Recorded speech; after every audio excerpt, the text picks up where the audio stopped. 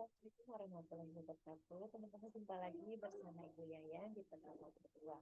Hari ini kita akan membahas tentang patologi ya, judulnya terminologi medis pada sistem panca indera. Baik, kalau begitu izin Ibu saya salin terlebih dahulu ya.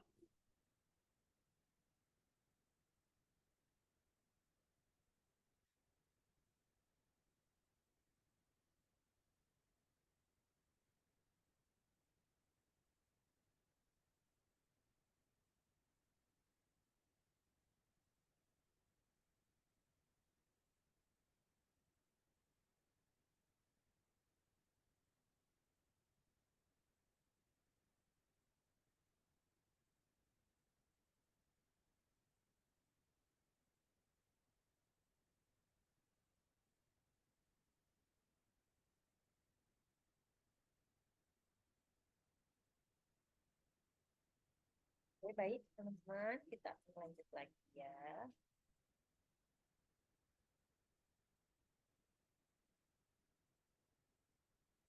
Terminologi medis pada sistem panca indera, di mana di sini ada yang namanya sistem penglihatan mata ya teman-teman, di mana ada oftalmo atau okulao berhubungan dengan mata. Adapun contohnya oftalmologi, ilmu tentang mata.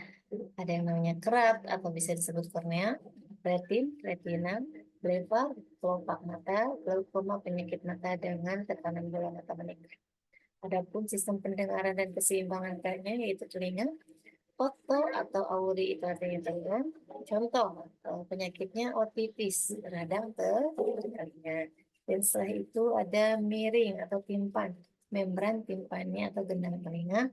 Ada libirin, labirin bagian dalam telinga.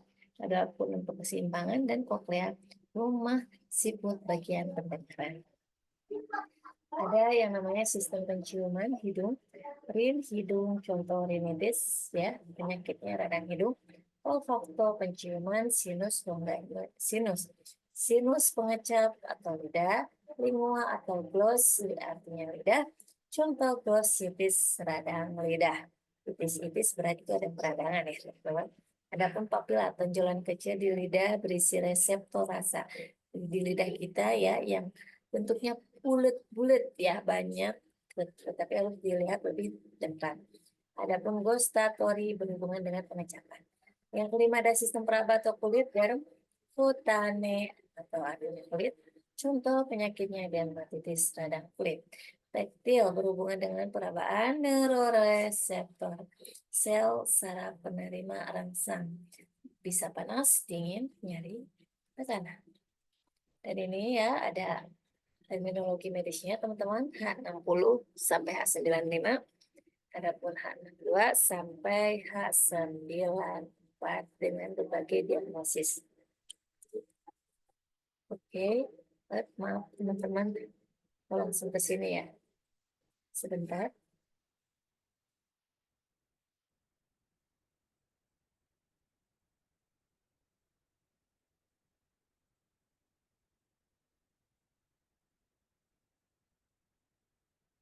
Oke, sekarang teman-teman akan membahas tentang H60 otitis eksterna dan H70.0 terminnya akut mastoiditis. Nah, di sini ada yang namanya otitis eksterna ya, teman-teman. Nah, ini H60 sampai H60.9 ini adalah apa ICD sebelumnya, di mana sesuai sesuai ini ya, sesuai diagnosanya ya. Nah, di kanan juga bisa kita lihat ya, yaitu ada gambar anatomi tentang otitis eksterna yang mengalami peradangan ya, dan ini adalah gendang telinganya. Oke, yang merah adalah peradangan inflamasinya. Oke, selanjutnya di sini otitis eksena adalah peradangan pada daun telinga atau liang telinga, yaitu saluran dari lubang telinga sampai gendang. Peradangan tersebut paling sering terjadi karena air masuk ke telinga dan tidak dikeringkan, sehingga membentuk lingkungan lembab dan asam yang mendukung bakteri atau jamur untuk tumbuh dan berkembang. Hal ini umum terjadi pada perenang. Nah, ini pun ketika ada peradangan, setelah itu yang warna merah ini dan keluarlah yaitu pus ya, atau apa namanya, Nah, selanjutnya di sini ada yang namanya penyebab. Penyebab di sini umumnya oleh infeksi bakteri Staphylococcus aureus atau Pseudomonas aeruginosa. Kondisi ini terjadi ketika air atau debu merusak lapisan kulit di liang telinga. Dan adapun di sini gejalanya, yaitu gejalanya ringan pada otitis eksterna, yaitu antara lain gatal dan merah di liang telinga. Gejala lainnya adalah terasa sakit jika daun telinga ditarik gitu ya teman-teman, dan keluar cairan bening yang tidak berbau. Adapun yang kedua, pada tahap yang lebih berat, liang telinga akan semakin merah, telinga akan terasa gatal dan nyeri, cairan yang keluar lebih banyak, bahkan bisa keluar nanah ya.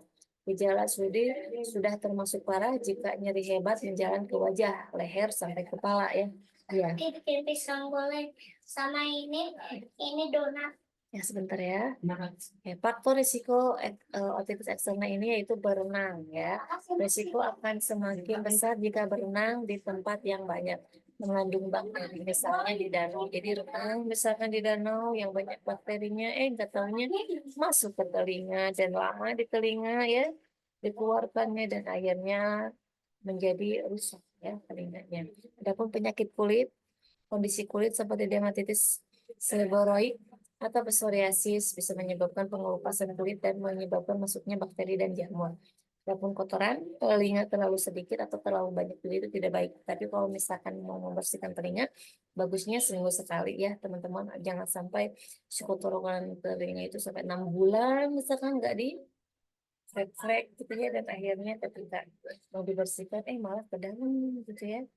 Teman-teman. Jadi akhirnya mengalami perdebatan ya teman-teman. Jadi kalau bisa jangan menunggu seminggu sekali atau 2 minggu sekali, misalkan tapi bagusnya seminggu sekali ya teman-teman untuk membersihkannya.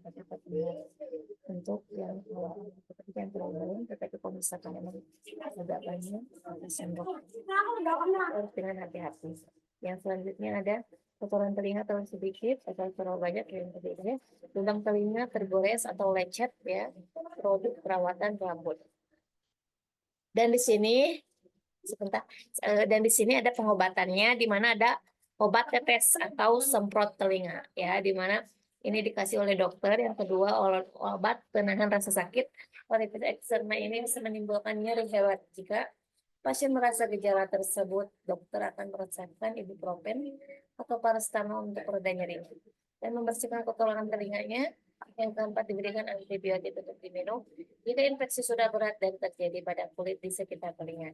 Selulitis, dokter akan memberikan antibiotik minum yang digunakan bersamaan dengan obat telinga. Nah, di sini ada pencegahan otitis eksternanya, gunakan pelindung telinga saat mandi atau berenang agar air tidak masuk ke dalam telinga, misalkan sampai gaya-gayaan mandinya, nggak tahunya kemasukan air ya. Tapi ya teman-teman ya, meskipun nggak pakai pelindung telinga juga. Nah, setelah itu ada yang kedua, keringkan bagian dalam telinga segera setelah mandi atau berenang. Jangan memasukkan objek yang bisa menyebabkan lapisan liang telinga luka atau terbeles karena bisa menyebabkan infeksi. Yang keempat, jangan gunakan korek kuping untuk membersihkan liang telinga karena akan mendorong kotoran masuk semakin dalam dan bisa menyebabkan masalah yang lebih buruk. Nah, yang selanjutnya di sini teman-teman ada yang namanya mastoid ya. Nah, mastoid adalah infeksi pada tonjolan tulang di belakang telinga yang dikenal dengan istilah tulang mastoid. Penyakit ini dapat menghancurkan tulang dan menyebabkan gangguan tulang merah ini ya teman-teman ya. Nah, ini mastoid ya teman-teman. Nah, ini adalah risikonya 70 sampai 70, tidak sesuai diagnosanya. Oke, penyebab mastoid ini adalah mengalami infeksi oleh bakteri seperti Haemophilus influenza, Staphylococcus atau Streptococcus yang pernah mengalami otitis atau peradangan telinga, tapi tidak segera diobati dengan tepat sampai tuntas misalkan pasien kawan, beli obat di apotek, tetapi tidak diresepkan oleh dokter, misalkan, sehingga sudah terjadi maksudnya tidak membaik ya, malah dibiarkan gitu ya. Nah, tanda-tanda penyakit mastoid ini adalah telinga bernanah, telinga terasa nyeri atau tidak nyaman, tiba-tiba demam tinggi, sakit kepala, kemampuan pendengaran menurun, atau kehilangan pendengaran, terjadi pembengkakan, dan kemerahan pada telinga. Dan di sini ada pengobatannya ya teman-teman, di mana pengobatan sulit dilakukan dilakukan karena obat yang digunakan sulit untuk menyerap cukup jauh ke dalam tulang muscle. Kasus yang lebih berat, suntikan antibiotik langsung ke dalam aliran darah dan mengonsumsi tablet antibiotik. Pengobatan dengan antibiotik harus terus dilakukan setidaknya dalam waktu 2 minggu. Operasi pengangkatan sumber tulang muscle dapat dilakukan jika pengobatan dengan antibiotik tidak bekerja. Nah, ini teman-teman untuk latihan soalnya, ya jangan lupa dipersiapkan dan mudah-mudahan kita selalu dalam keadaan sehat ya teman-teman ya. Baik, kalau begitu dari ini cukup sekian. Assalamualaikum warahmatullahi wabarakatuh.